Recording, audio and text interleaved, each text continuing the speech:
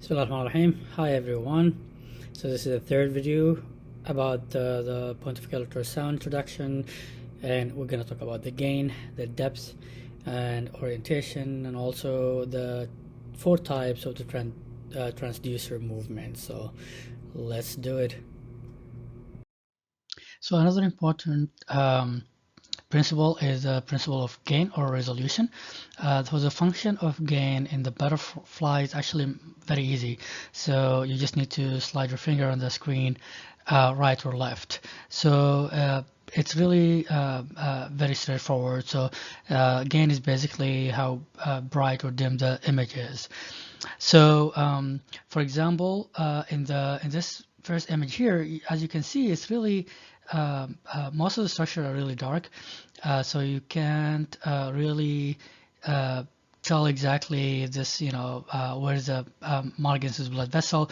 Is this here is another blood vessel or not? It's not very clear, and this is because the gain is low. And then for the other images, actually in the other way around, it's actually too bright, right? So you can see it's too white, and this can also be problematic because as you can see here, I'm not sure if there is any, like thrombus maybe. There's something inside the vessel, I'm not too sure. So that also can create a lot of artifact that can make the image not really optimized. So the one in the middle, as you can tell, is probably the best gain or the best resolution, because you can tell the vessel here clearly, and it's not like overgained or undergained. This you learn that by practice as you do more and more images, but it's still straightforward. The same thing for depth. So basically, you can increase or decrease the depth by sliding your finger in the um, uh, your device, your iPad or your cell phone. When you're using the butterfly, just slide your finger up and down. So it's very intuitive, very user-friendly. So really, if you want to look at the deep structure, you just go deeper. If you want to look at superficial structure, go shallower, and the machine will adjust the gain accordingly, because the gain will change as you look at the deeper structures versus, for example, superficial structures. So basically, for this cardiac image, for example, this is too shallow, so I can't really see the descending aorta really well compared to this one here. And if you're like really too deep, this is also not good, because there's a lot of structure that you can't really see well, and it's not really optimized. So the device will, most of the time when you use when you pick up your examination, it will adjust the depths, the appropriate depths, but you need to adjust it even more as you're doing the examination. So another important principle is orientation. This one is actually simple. So there's always a marker in the top corner of the screen, either right or left, depending on your machine, and that corresponds to the marker that you always see in the property of your device. So basically, this is just really to tell you, to give you like orientation about your image, and where is it exactly in the space. So for example, here in this image here, if you really want to go a little bit to the right, because you want to see if there's any like a structure here or something that that you have to move the probe in this direction to get to that structure. So if you're for any reason you have the probe in the other way around, so and you want to move into this same direction, you're going to see the image moving into the other direction because the orientation is not right. So keep that in mind. Conventionally, for most of the examination, I would probably say all except one maybe, the marker of the probe and the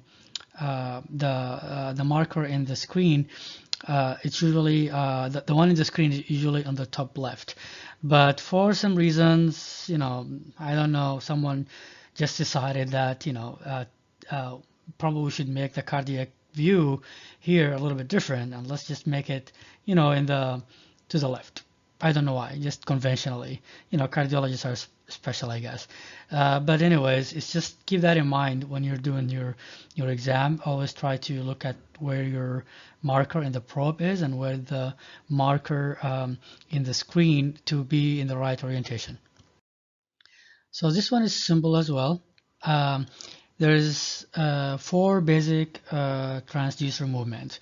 This is created and they were named just to have a common language, so that sonographers, when they're talking and when they're like describing things to each other, they know what they're talking about. So sliding is basically moving the whole probe up or down, right or left. Is usually done when you're like really trying to find the best view or window. So usually at the beginning of your scanning, you use it quite often. We're just looking around and around, sliding right and left, up and down, until you get to the window that can get you to the structure better. And then rotating, as you can see, is really just rotatory movement of the probe. If you really wanna, the classic one, for example, if you're looking at the heart in the long axis, then you want to cut it into the short axis. You rotate it to the left 90 degrees, and then it will go this way. So this is rotating. And then another common one is tilting, and it's also called fanning. So for example, here you're fanning to the left, and here you're fanning to the right.